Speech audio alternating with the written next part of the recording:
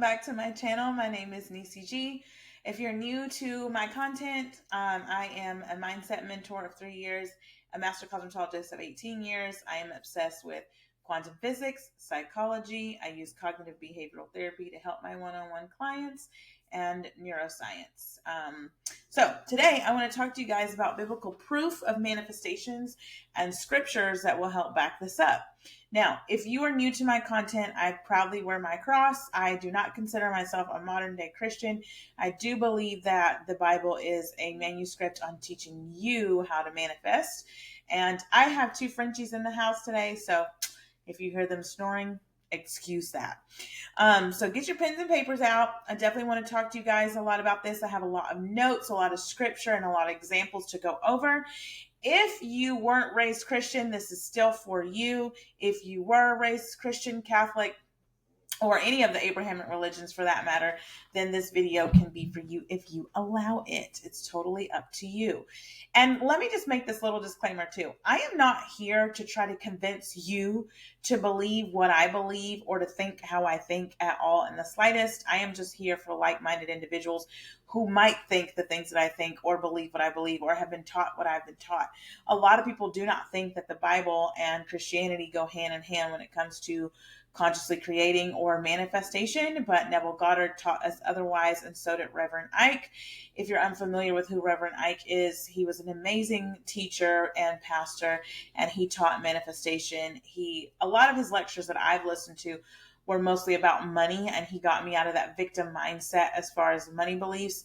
I do, however, know a couple people who was like, he was a scammer. He did this, blah, blah, blah. But when people are trapped, you just got to let them. Just let their ass, okay? But a lot of people believe that the Bible and manifestation don't go together, but the truth is they deeply align. So I'm going to share about 12 of my favorite scriptures with you. And let me also give you another disclaimer. Your girl has gone to 2 Baptist Christian universities. I've studied the Bible through and through more times than I can count. And I choose to look at the Bible and read the Bible and listen to the words that Jesus said with the intent of, this is teaching me about consciously creating and manifestation. We pray to God like, please, sir, can I have some more? And that's not it. That's not the way God wants you to pray. And a lot of people, another disclaimer before I get started, I know a lot of people be like, why do you say God? Why do you use these words? And I'm like, well, good thing I know who God is. Right?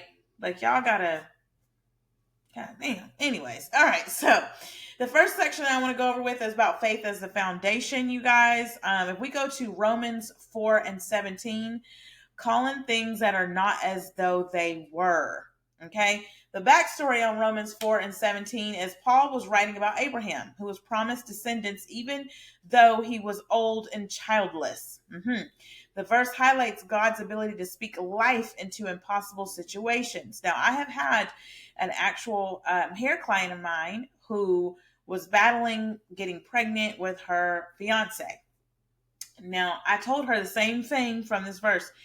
You don't get to decide in a negative sense, like, okay, if someone has told you, a doctor has said, this is it, you think that doctors can't be wrong, like you just can't get pregnant, there's no other alternative for you to have this baby, like, let's be serious. And in this backstory, okay, Paul is writing about Abraham, and Abraham was promised descendants, he was promised children, but he was already, older. So this one is going to highlight how God has the ability to speak life into impossible situations. Now, people will say, oh, well, Nisi, that's still God.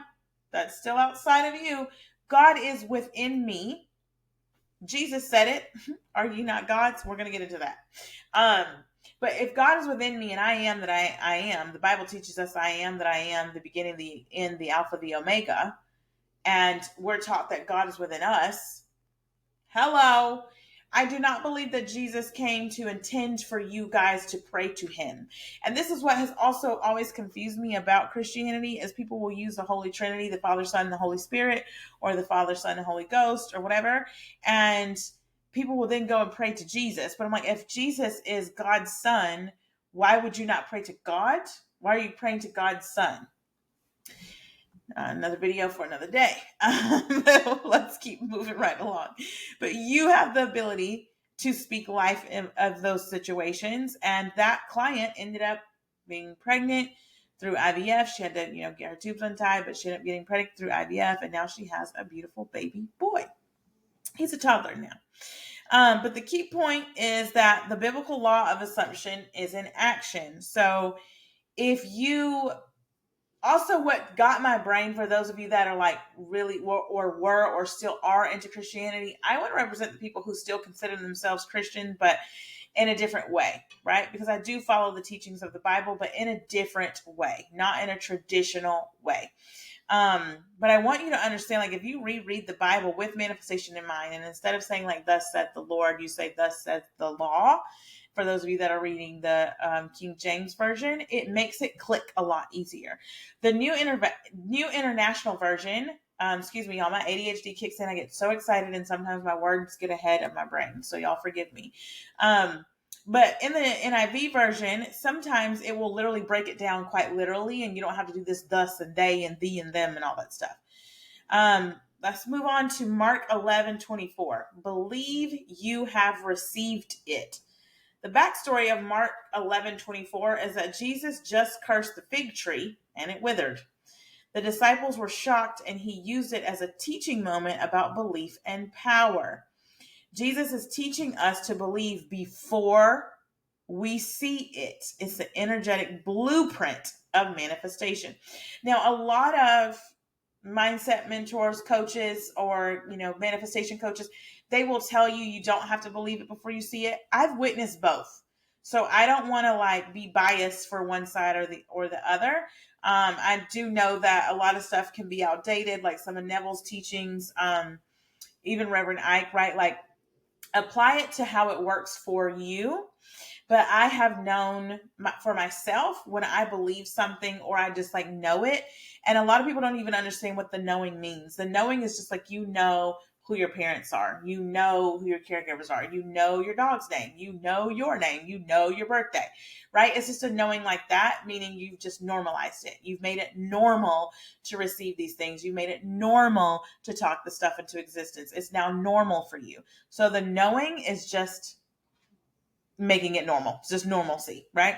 So Jesus cursed that fig tree and it withered, and the disciples were shocked, and he used it as a teaching moment to about belief and power. So you want to make sure that you are not necessarily believing it, but you want to know it. Why would you doubt your ability, especially if you are someone of Christian faith or Catholic faith or Abrahamic faith? You are saying God is within you. God is in the trees, the moon, the stars, this person, the neighbor, whomever. And if you truly go back and read the Bible, like I'm telling you to go back and read it, it will make a lot of sense. And then you will hate that you ever doubted yourself. You will not like that you ever thought for 1 second that you couldn't do wondrous works that you didn't think that you could actually do. So this is the energetic blueprint of manifestation. Moving right along to Hebrews 11:1, faith is the evidence of things not seen. This is actually one of my favorite ones. A lot of people like to kind of go over this one, but it's one of my favorites. So faith is the evidence of things not seen. Backstory: the verse opens the famous faith chapter, which lists people in the Bible who manifested God's promises through belief. Key point that I want you to get from this is faith is the energetic currency of creation. It's how the unseen becomes unseen. So I tell you guys too all the time to be careful with how you're spending your energetic currency. If you look at your energy, your frequency as money or as a currency that you're giving out to people or to things all day long, you would be so selective with where you're spending that energetic currency and having faith in the evidence of things not seen. If I know manifestation to be real and from a quantum physics level, from a quantum mechanics level, if I know that whatever I have my awareness on is what I'm going to bring into fruition because it's in my awareness, so I have to be made aware of it. It's like if I say, scan your room for all things pink, you guys, I can see over into my kitchen from my desk area. I can see my cup. I can see a pink mug. I can see the pink crumble cookie box. Don't judge me. It was Mother's Day. My pink teacups, like the list goes on and on. So your RAS is scanning the room, scanning for those things. So if I'm having faith in evidence of things unseen, I know that that cup is there, right? When I take my awareness off of it, if I go back and look at my iPad here, I take my awareness off of it, but I know that it's there. So you're doing the same thing. I know the cup is there. My awareness is not on it, but I know that it's there. The knowing is what? It's normal. It's normal for the cup to be there. It's normal for the crumble cookie box to be there. That's normal. I don't need to go be made aware of it. So quantum physics teaches us that when you're holding something in your quantum field, it's just like la la la. And if I go put my awareness on it even further and go and touch it, then now I'm holding it. Same thing with any, and it doesn't have to be a tangible object. It can be money, the job, the car, whatever that you're consciously creating. You're aware of it, that it exists because you thought of it. It wouldn't exist if you hadn't thought of it, and if you hadn't thought of it, it wouldn't exist. A little duality going on, a little law of polarity and stuff too. So once you truly understand this, like, okay, if I'm manifesting my dream car, does my dream car exist? Yes. So if the dream car exists, that means it's in your quantum field, because now you've selected, this is my dream car. It's in the quantum field. Now all I got to do is bring it and float it to me. You don't have it physically, but you're having faith in that that's unseen, meaning it hasn't come to me yet, but I have it, because to desire means to already have. So if you can think of it, that means it exists because it's just floating in the quantum field, right? I hope that made sense. If it doesn't, drop a comment and then I will elaborate a little bit deeper on that, because sometimes when I go over that, people kind of lose their minds. But faith is an energetic currency of creation. It's how the unseen becomes seen, because you're having that faith. You're knowing, like, okay, in ways that you can show good faith, that's like what I did whenever I was manifesting my dream car. I went and got a key fob cover and ordered it and let it sit. And then 2 days later, I had my key fob in that key fob cover. Same thing with my apartment. I manifested the pink teacups that I can look over and see, and went and got those and kept those as good faith of, I'm going to be able to move into this luxury apartment. And I tell everybody to do this too. That's exposure therapy, and that it helps them get whatever they want a lot faster. Okay, so mindset and self-concept verses. Proverbs 23:7. As a man thinketh in his heart, so is he. One of my dad's favorite books is As a Man Thinketh. I'm not sure who the author is. If you guys know, drop me a comment, or, just for other people to be able to know who it is. But it is one of my dad's favorite books. So the backstory, this comes from wisdom literature, warning people to be discerning about appearances and intentions. Your self-concept is what you manifest. Your life reflects your dominant thoughts. Literally, your body, and if you are one of my VIP gyms, you already know what I'm about to say. Your body is sending off impulses at 150 miles per hour. Dr. Joe Dispenza calls this your electromagnetic field in neuroscience, right? He calls it your heart. Your heart gives off that vibrancy, but your body is giving off impulses at 150 miles per hour. And don't take my word for it. Get your ass and go do some neuroscience. You can go on the Brain Institute. They will tell you this. And so people will feel that. And so if you're giving off impulses of, I'm a loser, I'm a loser, I'm a loser, everybody's going to treat you like a damn loser, unfortunately. If you're acting like, okay, I'm a CEO, I'm a boss, you're embodying that energy, then everyone's going to treat you like the CEO or the boss. Right? So that's what happens. That is your self-concept. As a man thinketh in his heart, so is he. If I can see myself as this version of myself, and I'm thinking that, I'm knowing that to be true, I'm making it normal. It's normal for me to be a boss CEO. It's normal for me to be a nurse practitioner. I'm studying to become a nurse practitioner. It's normal for me to have these things. It's normal for me. As a man thinketh in his heart, so is he. You're giving off those impulses, so everyone has to then treat you like that. Now, people will say, well, Nisi, isn't that everyone is you pushed out? Because you say you don't believe in everyone is you pushed out. I believe that everyone is you pushed out when you interact with it. However you choose to engage, however you choose to interact with these things, these people, whatever, that is you pushed out. That is your guide, your gauge to show you where you're at in your journey. If someone is arguing with you and I go and I argue back with them, well, hell, I don't know who's right or wrong, because all I see is two people arguing. I don't need to do that. So as a man thinketh in his heart, so is he. Okay, then that brings me to the next one. I always butcher this name, you guys, so bear with me, but it's Habuk 2, 2, and 3. Write the vision and make it plain. Now, y'all, my uncle would say this to me all the time. He'd be like, Niecy, write the vision, make it plain, girl. Ain't nobody got time for that. And I'd be like, what the hell does that mean? Backstory, pause. This also helps you guys if you came from TikTok and you saw my Matrix video and I was talking about breadcrumbs and people are like, she didn't leave me any breadcrumbs. I didn't get any. My future self sucked, girl. Shut up. My uncle telling me this, my grandmother constantly saying, be still and know that I am God. Those are breadcrumbs. Those are golden nuggets. Get you some. Like that, they can show up in a form of people, of a journal that you had. One girl was like, where do I find the journals? And I'm like, did you write journals as a child? Did you have any journals as a young adult? Like what? Y'all gonna end up in a state of psychosis, child. Anyways, my uncle would always say that to me, where he would be like, write the vision, make it plain. It ain't that serious. Write it down, write down what you want. The backstory from this is God is telling the prophet to write down a vision that may seem delayed, but is guaranteed to come. Journaling, vision boards, and scripting are all tools when rooted in divine timing and clarity. You guys will ask me constantly, should I script? Should I do this? Should I robotic affirm? I always have said, robotic affirming is not for me, but it has worked for other people. You can go back and watch my video about how to reprogram your subconscious mind and your RAS. And I talk a lot about how robotically affirming actually bypasses your subconscious and it gets the stuff into your subconscious a lot faster. But it just does not work for me. I haven't really explored why. I really don't care. My way of having it faster is just me embodying it.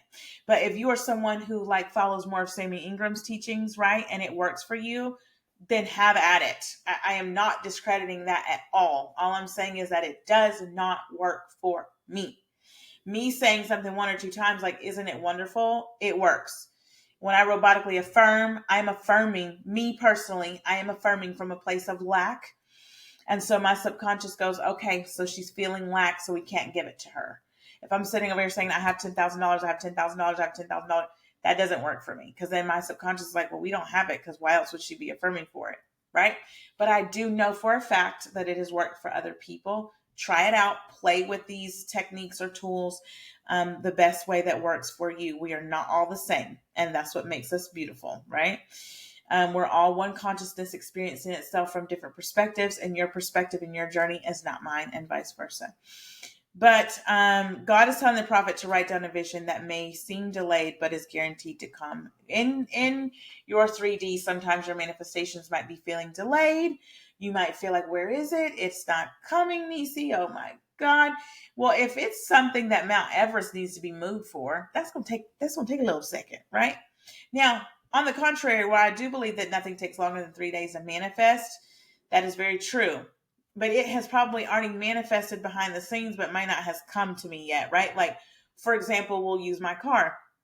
I had to like wait on some paperwork and deal with the dealership because my car was transferred from another dealership. So I had to wait like a day or two. It was delayed, but the car was already mine. Once I've already said like, hey, I want to sign, for this car, I want to purchase this car. That car was already mine. Because I already decided it. Now it took a couple of days for the 3D to catch up due to paperwork delays and whatever. And that's okay. Did it irk me at the time? Yes. But am I glad that I remained patient and faithful in my vision? 100%. So sometimes, depending on what you're manifesting, let's say that you're manifesting a home, you look at this home, you want to close on the home. Well, you've already decided in that moment, well, this is my home.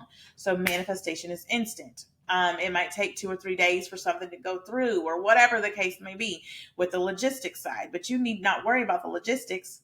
You just must stay true to what it is that you desire. And that's it. It's delayed, but it's guaranteed to come. Give your 3D time to catch up, right? Okay. Declaring and aligning. My mom used to always say, decree and declare what it is that you want. Matthew 7:7. Now, this is another golden nugget that my other grandmother would have. She had a photo of Jesus knocking on a door. And a lot of people might know what I'm talking about because I feel like everybody had these pictures in the house, especially in the South. But it was a picture of Jesus knocking on the door, and it said, ask, seek, knock. Okay. The backstory of this is a part of the Sermon on the Mount where Jesus is laying out spiritual principles for receiving, right?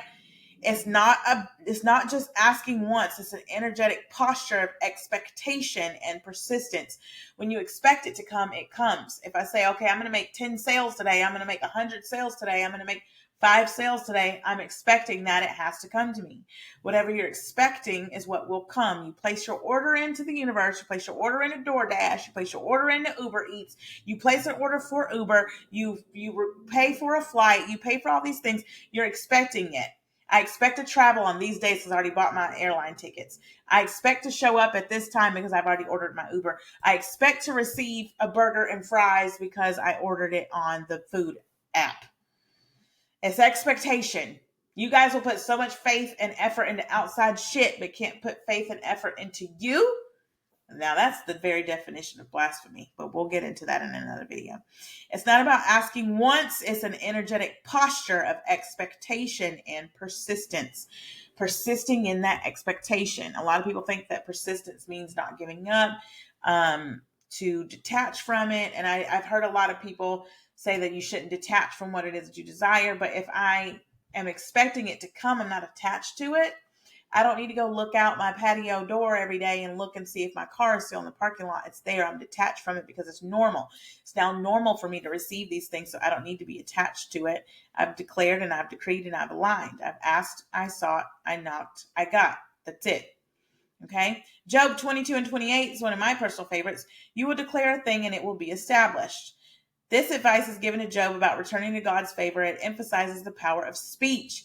There's so much power in your words. My mom used to always say, Nisi, you speak life or death over yourself.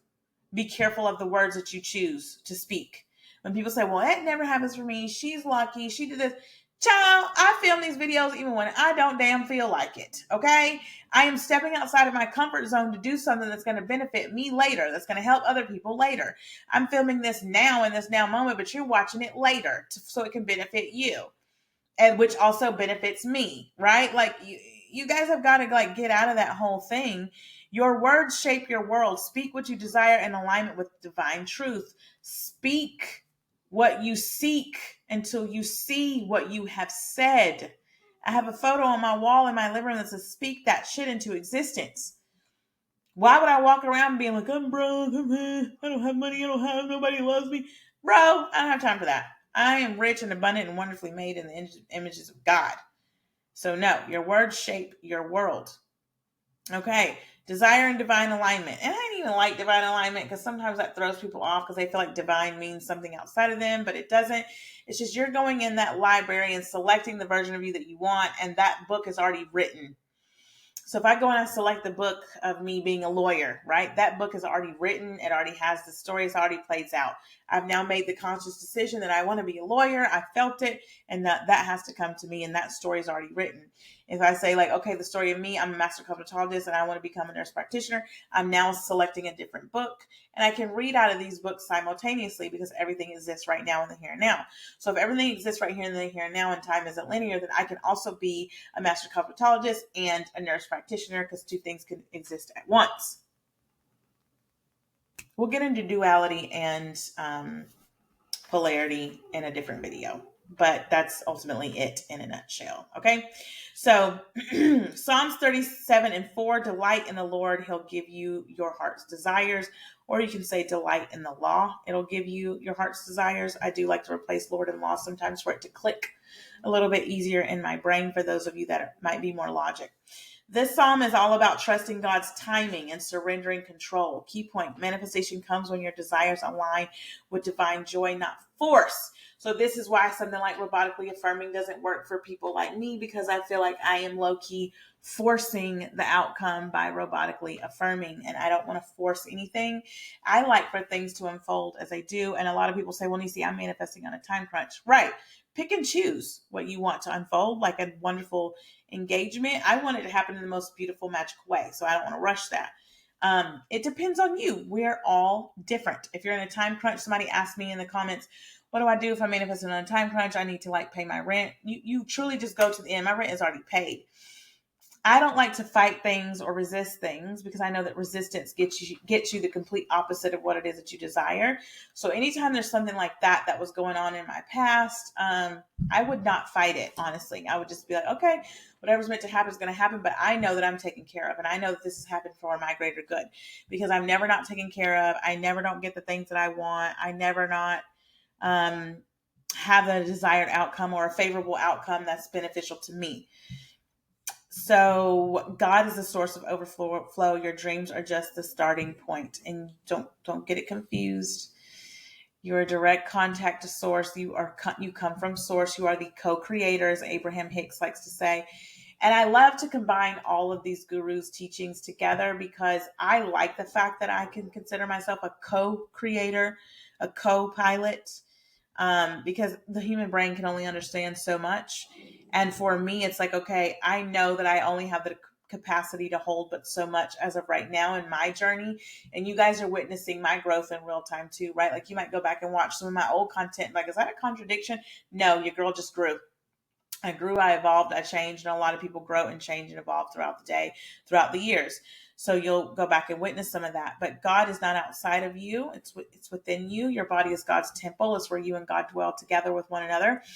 And so, I don't like to think of God as an outside source, but I like to think of God as being, you could call it God, the universe, candlestick. I don't care. Um, but if I'm holding that knowing and I'm the co-creator, all I have to do is just decide. And then the creator gives me those directions on how to get there through people like my uncle, my grandma, books, you guys, even in the comments, some of my one-on-one mentorship clients, all that stuff, right? So delight in the Lord. He'll give you the desires of your heart. It's about trusting God and surrendering control. Key point: manifestation comes when your desires align with divine joy, not force. That brings me to my next one, Ephesians 3:20. More than you can ask or imagine, aka surplus, abundance. Paul is writing to the church in Ephesus, reminding them of God's abundant power. God is the source of overflow. Your dreams are just the starting point. So we get so much in our ego, you guys, where we're like, it's got to be this job. It's got to have this. I have to have this. I have limited myself like that because the universe, God, is limitless, abundant, overflowing. And if you can say like, okay, well, I want this and it has to come in this way, you're limiting it to how it can come to you. Like, how do I make this more simple? Okay, I use this analogy all the time. So there was this time when I first started my hair extensions brand. I have my own hair extensions company. I started my own hair extensions brand and I was like, okay, I need to make X amount of dollars. I don't really remember the dollar amount. Let's say for the sake of the video, it was $500. I'm like, okay, I need more. I need $500 more by the end of the day. These sales got to come in. I got to sell some more hair. Maybe I need to sell like a couple more bundles, whatever the case may be. But I'm limiting myself on how I can get that $500 because we're so fixated and focused on I need $500 that we're like, okay, it has to come from these sales because logically, if I'm doing hair and I'm selling hair extensions, logic tells me that money has to come from income. But we know that manifestation isn't logic. It's emotional. It feeds off of your emotions. So if my emotion is money can come from anywhere. I don't really care for where it comes from. Why would I care? I don't give a shit if it came from hair sales or an uncle who wanted to give it to me or my dad's like, hey, let me bless you today. Some stranger on the street. Anything is possible. There's a limit amount of possibilities to how you can get this $500. So don't go around and limit yourself with how you can get it or how it's going to come to you because there is more than you can ask or imagine. They're literally printing money right now in every country as we speak. So you're telling me that there's not enough money to go around for everybody? There is. Okay? God is a source of overflow. Your dreams are just a starting point. Okay, beyond the scene. We're going to talk about 2 Corinthians 4:18. We fix our eyes on what is unseen. I am holding my awareness on what I can't see. I know that my coffee mugs are over there. I'm not looking at them. But if I go and I look at them, I can see them, right? So you're holding on what is unseen. I know for a fact that I'm going to get this car. I know for a fact I'm going to get this home. Paul is talking about enduring trials and low temporary this and how temporary this life is compared to eternity. So if it's temporary, the 3D is not the final word. Reality is shaped from the unseen, spiritual, and energy. Just like I was telling you guys about my friend. You guys are like, SP said he don't want to be with me no more. SP said she wants to leave and move to Texas. SP said that she's moving to London. Okay, bro. And who all died and made that end all be all, and that is the word, and that's it. You're solidifying, locking yourself into place over and over and over again. Check out my conditioned stimulus video. If you need a deeper dive into that, you can download the Matrix Reset via my site at platinumgang.store. But your conditioned stimulus will lock you into place because you've been conditioned to be stimulated or given an emotional reaction based off of somebody saying, I don't want to go to school here. I'm going here. I'm moving to London. I'm moving to India. I'm going here. I'm moving to Ghana, wherever. And you're taking it as what it is. Child, you know how many times a man been like, I don't want to go out to dinner today. I don't want to be. You know how many times a man was like, I don't want to be with you. I would just be like, okay, go off on your tangent today. What you see in the 3D reality is old. It's dead. When you go outside at night and you look at the stars, you're looking at the stars in the past. You're not looking at them currently because they're light years away. So one star could not even exist anymore. You're seeing the reflection, the echo of it. This 3D reality is the echo. I planned this YouTube video. I planned to talk about this 2 or 3 days ago before I actually filmed it. So what you're witnessing is an echo of that from 2 to 3 days ago. And whenever you watch this video, you're still watching an echo of an echo. So what you see in your 3D reality is gone. You're probably watching this and I'm on a date somewhere with my man or walking my dog or on a one-on-one session while you're watching this because it's an echo. It is not real. The 3D is not the final word. Reality is shaped from the unseen, spirit and energy. So if I want what I want and I want it to appear in my 3D and I know that this is the result of some shit that I thought of a few days ago, then I'm going to shift my thoughts and my feelings now. I'm going to embody the version of me now so future me can thrive. Based off of these golden nuggets and breadcrumbs that people have been dropping me all my life. Y'all got to get some. 3D is not the final word. Reality is shaped from the unseen. Okay? I want to talk about John 14 and 12. Greater work shall you do. One of my favorites. Backstory, Jesus is preparing the disciples for his departure, telling them they will continue his work. Jesus said, you will continue my work. People will misinterpret this and say that we're supposed to just spread the gospels. I'm a giver of good news. And that's what I'm going to be. Right. So if you are doing what he did, you're continuing his work. You carry divine power within. You are meant to do miracles. Manifestation is your birthright. Okay. It is your birthright. You carry it within. That brings me to John 10:34 and Psalms 82 and 6. I want to tie all three of those together. John 10:34 and Psalms 82 and 6. You are God's. Jesus literally said, is it not written in your law that you are God's? Backstory, religious leaders were accusing Jesus of blasphemy. They were accusing Jesus of blasphemy. He responds by quoting their own scriptures. Okay? Jesus affirmed our divine origin. You are a child of the Most High with the power to create through alignment. Manifestation is not against God's will. It's a return to your divine identity. I really want you guys to understand that. It's not against, people are like, that's witchcraft. That's against God. Baby, that just tells me you didn't read your Bible through and through. Did you? No, you didn't. You couldn't have. Because you're still thinking that it's outside of you. And the Bible literally teaches us over and over and over again. And I already know people are going to be like, oh, well, this and that. And take it how you want to take it. I'm taking it how I want to take it. And the moment I started taking it like this, your girl's life went instantly. Okay? I want you to meditate on these scriptures this week, decipher how they feel for you, and kind of go back and look at those backstories. The Bible is actually very interesting, to be quite honest. And if you look at it from like a chisme type standpoint with all this gossip in there, you're like, wait, who was doing what with who?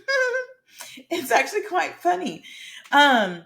But I love all that because religious leaders were accusing Jesus of blasphemy, and he responds by quoting their own scriptures. And people accuse manifestation mentors of blasphemy all the time. And I'm doing exactly what Jesus would have done, repeating your words and your law and your Bible back to you. Plain as day. Simple, right? I will put a PDF link or a PDF of this in my storefront, and it'll just be like a free little downloadable PDF for you guys. I should have that available the same time I post this YouTube video, so be on the lookout for that. It'll just be a free little PDF for that, okay? And then that way you guys can have that. Also, if you are interested in joining the VIP group, I love the VIP group so much. We are located on the platform called School. You will sign up for it on platinumgang.store.